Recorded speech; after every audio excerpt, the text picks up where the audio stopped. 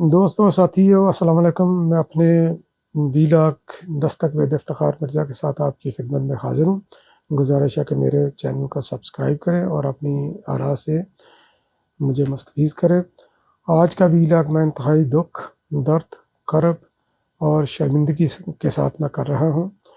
شرمندگی بحیثیت پاکستانی قوم، بحیثیت مسلم، تو انتہائی ایک شرمناک ہمارے لیے بات ہے کہ ہمارا ایک شہری، سری لنکا کے ایک شہری جو ریاست کے امان میں تھا پاکستان کی، تو ریاست پاکستان کا مہمان تھا، ہمارا مہمان تھا، اس کو مذہبی جنونیت پسند ایک نوجوان نے، ایک گروہ نے نہ صرف اس کو قتل کیا بلکہ اس کی لاش کو بھی مسخ کر دیا جلا کر۔ تو یہ پریانتا کمارا کی صرف لاش ہی نہیں جلی بلکہ پاکستان کے ایک سافٹ امیج کو بھی جلانے کی کوشش کی گئی ہے، اور اسلام جو امن اور محبت اور رواداری کا درس دیتا ہے، جو اقلیتوں کے حقوق کا ضامن ہے، تو اس کے امیج کو بھی جلانے کی کوشش کی گئی ہے۔ تو دوستوں اور ساتھیوں، یہ اس طرح کے واقعات، یہ آل آف سڈن یہ واقعہ نہیں ہوا، یہ عکاسی کرتا ہے ہماری عدم برداشت کی، ہماری مذہبی جنونیت کی، کہ کس طرح ان ملاؤں نے ہمارے ذہن پر قبضہ کر کے ایک عام شہری کو مذہبی جنونی بنا دیا ہے۔ اور یہ واقعہ اگر ہم اس کی روٹ کاز کو پر نہیں جائیں گے، تذکرہ نہیں کریں گے، تو تب تک اس مسئلے کا حل نہیں ہونا۔ آج یہ سیالکوٹ کا نوجوان ہے، کل کو کوئی اور ہوگا، پرسوں کو کوئی اور ہوگا، تو ان واقعات کا تسلسل جاری ہی رہے گا۔ بے شک اس ملزم کو جتنی مرضی ہم قرار واقعی سزا دے دیں، مگر جس گھر کا سربراہ گیا ہے وہ واپس نہیں آیا، جو ہمارے امیج پر، پاکستان کے اور اسلام کے امیج پر جو دبا لگا ہے، وہ دبا بھی نہیں اس سے دھلنے والا۔ تو یہ واقعہ کیوں رونما ہوا، اس کی ہمیں روٹ کاز کو دیکھنا چاہیے اور جاننا چاہیے کہ اس طرح کے واقعات یہ کب سے پاکستان میں ہونے شروع ہوئے ہیں، اور ان کا حل کیا ہے، ہمیں کیا کرنا چاہیے ان کے لیے، اور اب تک ہم نے کیا کیا ہے۔ ہم اپنے ذاتی اناد اور دشمنیوں کو نکالنے کے لیے مذہبی کارڈ استعمال کرتے ہیں، اور یہ اگر جو لوگ تھوڑا سا قانون کو جانتے ہیں تو ان کے علم میں یہ بات ہوگی، جو سیاست کے ساتھ بھی جن کا تھوڑا سا تعلق ہے، تو جنرل ضیاء الحق نے جس طرح اسلام کے نام کو یوز کیا اپنے اقتدار کے لیے، کیونکہ جب وہ اقتدار پر براجمان تھا اس وقت اسلام ایز اے ٹول اس نے سیل کیا، اور اسی ٹول کا بروئے کار لاتے ہوئے اس نے توہین رسالت یا توہین مذہب، بلاسمی لا کو پاکستان کے پینل کوڈ میں انٹروڈیوس کروایا، اور 295 بی اور سی اس کی مثالیں ہیں۔ پھر اس کے بعد جب اس نے انٹروڈیوس کروایا تو within next couple of years اس طرح کے واقعات، اقلیتوں کے ساتھ زیادتیوں کے واقعات رونما ہونا شروع ہوئے۔ اور نہ صرف یہ، اس 295 بی اور سی کا پہلا وکٹم، جو اس کا پہلا وکٹم تھا، وہ پاکستان پیپلز پارٹی سے تعلق رکھنے والا ایک جسٹس تھا، عارف اقبال حسین بھٹی۔ لوگوں کے ذہنوں سے اس کا نام نہیں ہوگا، محو ہو گیا ہوگا، مگر جو اس دور میں جو سیاست بھی کر رہے تھے لوگ، یا سیاست کو سمجھ رہے تھے، یا جو جن کی نظر تھی، جو ضیاء آمریت کے خلاف نبرد آزماتے، جو اس قانون کو ایک کالا قانون کہتے تھے، کیونکہ اس کا استعمال، یقیناً اس کا استعمال جو ہے نا یہ غلط ہے۔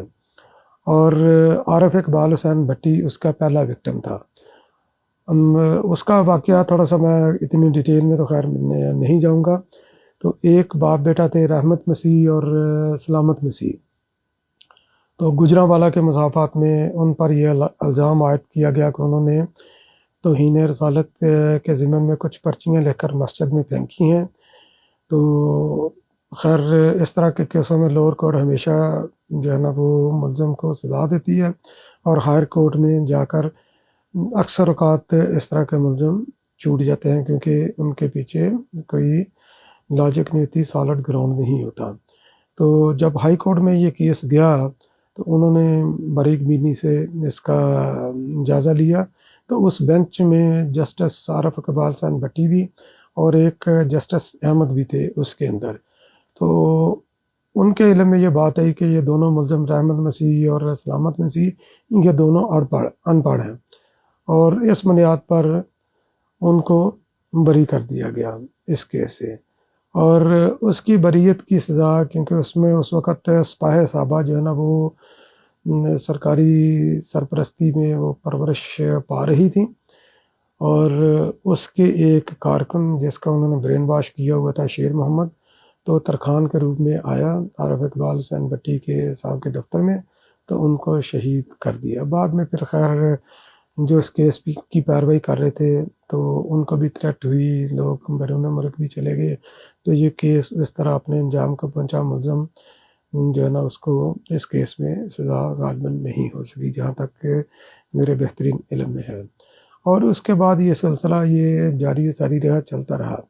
और मौजूदा दौर में, इस दौर में, उस दौर में मजहबी कार्ड इस्तेमाल करने वालों ने सिपाही साहबा को इस्तेमाल किया, और आज के दौर में तहरीक लब्बैक को ये लोग इस्तेमाल कर रहे हैं। और तहरीक लब्बैक पाकिस्तान के अगर आप बैकग्राउंड में जाएं तो इसका ज़हूर और या इसको सेंचा गया सलमान तसीर शहीद के खून से। और जब आसिया बीबी का केस हुआ तो खैर उसमें सलमान तसीर की गलती, बुनियादी गलती आप ये समझ लें कि उसने इस केस को प्री मैच्योर उसको बहसीयत गवर्नर टेकअप कर लिया था। और फिर पंजाब के अंदर ये हुकूमत थी शहबाज शरीफ की, उन्होंने खादिम हुसैन रिजवी को पंप किया, और मुमताज़ कादरी जो कि मुहाफ़िज़ था सलमान तसीर का, तो उसने सलमान तसीर को नहते सलमान तसीर को गोलियों से भून दिया। और बाद में खादिम हुसैन रिजवी को जो है ना शहबाज शरीफ वगैरह ने, जहाँ तक मेरे बेहतरीन इल्म के मुताबिक, उन्होंने खादिम हुसैन रिजवी को बूस्ट किया और मुमताज़ कादरी को गाजी बनाकर पेश किया। हालांकि उसका केस जो अदालतों में चला है वो बहसीयत कातल के चला है, ब्लास्फेमी लॉ के तहत वो उसका केस नहीं चला जिसके अंदर उसको सज़ा दी गई। बाद में गाजी से शहादत का दर्जा उसको मिला, दिलाया गया मुमताज़ कादरी को। और फिर खादिम हुसैन रिजवी साहब की पॉपुलैरिटी उस लेवल तक चली गई कि तहरीक लब्बैक पाकिस्तान उन्होंने बनाई। और अभी पिछले दिनों उन्होंने ये पाकिस्तान ये कालादम भी तहरीक हुई, फिर उन्होंने रोड वगैरह भी ब्लॉक किए, फिर फ्रांस के सफ़ीर के इशू के ऊपर। और फिर बाद में गवर्नमेंट ने, इनकम्पिटेंट गवर्नमेंट ने उनके सामने सरेंडर किया और उनके ऊपर से कालादम होने की कंडीशन उतार दी। अब वो एक मेन स्ट्रीम पॉलिटिकल पार्टी के तौर पर ये है। और ना सिर्फ ये, उन्हीं दिनों सलमान तसीर के बाद पीपल्स पार्टी के दौर का माइनॉरिटी का मिनिस्टर शहबाज भट्टी को भी इस्लामाबाद में कत्ल किया गया, और उसका मुल्ज़म भी दंदनाता फिर रहा है। और ये अगर इस तरह पुश्तपनाही रियासती इदारों की या रियासत की इस तरह के एलिमेंट्स को होगी तो ये वाक़यात होते रहेंगे। और इस वक्त मुझे शदीद बहसीयत पाकिस्तानी, ओवरसीज़ पाकिस्तानी, मैं कनाडा में बैठा हुआ हूँ, कनाडा के दारुल हुकूमत ऑटावा में बैठा हूँ। तो पाकिस्तान की हमें फ़िक्र है कि पाकिस्तान को हम किस तरफ लेकर जा रहे हैं, हम पाकिस्तान का इमेज क्या पेश कर रहे हैं बैरूनी दुनिया के सामने, कि क्या पाकिस्तान इस तरह का मुल्क है? हरगिज़ नहीं। और ये सिर्फ़ एक पार्टी का मसला नहीं, ये एक फ़र्द का मसला नहीं, ये पाकिस्तान के इमेज का मसला है। और अगर आपको याद हो, मैंने अपने पिछले भी व्लॉग चैनल्स में भी हम कहते रहे हैं कि मजहबी इंतहा पसंदी कभी भी किसी भी सूरत कबूल नहीं, और सिर्फ़ एक ही पार्टी इसकी बबांके दौल कंडेम्ड करती है, और वो पाकिस्तान पीपल्स पार्टी है। बाकी जमातों को भी सियासत को बालातार रख कर मजहबी इंतहा पसंदी की मजम्मत करनी चाहिए, और जो भी एलिमेंट इसमें मुलव्वस हैं उनके नाम लेकर ان کی مذمت کرنی چاہیے، ان جماعتوں کے نام لے کر مذمت کرنی چاہیے۔ تو یہ کہتے ہیں کہ جس دل سے کوئی مقتل کو گیا وہ شان سلامت رہتی ہے، یہ جان تو آنی جانی ہے، اس جان کی کوئی بات نہیں۔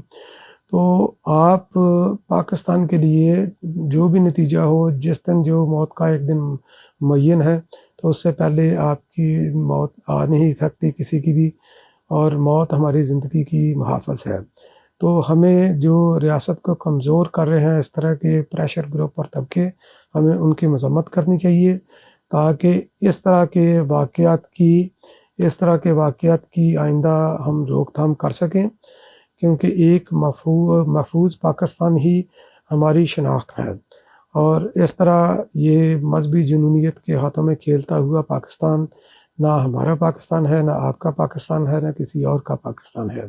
تو ہمیں پاکستان کے سافٹ امیج کے لیے ایک زبان ہو کر، ایک پیج پر رہ کر اس طرح کے واقعات کی نہ صرف مذمت کرنی چاہیے، بلکہ جو اس طرح کے نوجوانوں کی برین واشنگ جو لوگ کرتے ہیں، ہمیں ان کی بھی مذمت کرنی چاہیے۔ اگر پاکستان کا سافٹ امیج ہے تو ہمارے لیے ترقی کے بھی راستے کھلیں گے، ہمارے لیے بین الاقوامی سطح پر بھی ہم اپنے پاکستان کا امیج بلند کر سکیں گے۔ پاکستان زندہ باد۔